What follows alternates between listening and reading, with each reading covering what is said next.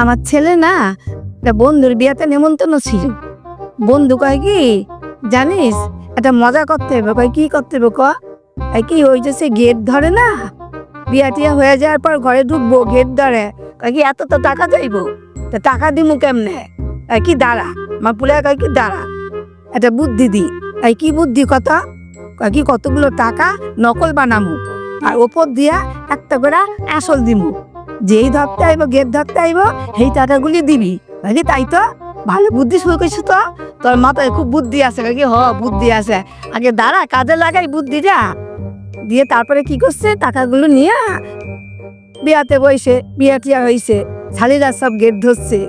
দিয়া কাকি এত লাগবো, অত লাগবে, 5,000 লাগবে, 10,000 লাগবে, এইসব কইতেছে। দিয়ে কতগুলো টাকার বান্ডেল এবার হাতে দিছে। ওরা পরিমরি করে কি আনন্দ পাইতেছে, এতগুলো টাকা পাইছি সব শালিরা মিলা। এই টাকাগুলি নিছে, নিয়ে তো গুনার টাইম পায় নাই, গেট দিছে ছাইরা। এইবার ঘরে গেছে, বড় বউ ঘরে গেছে, আমরা সব গেছি। গিয়া তো এবার টাকা গুনছে, টাকা গুন না দেখে সেটা সব নকল টাকা। শালিরা তো রাইগা মাইকা ফাটা হয়ে গেছে। আর কি কইব, গেট তো ছাইরাই দিছে, আমরা তো সব ঢুকাই পড়ছি।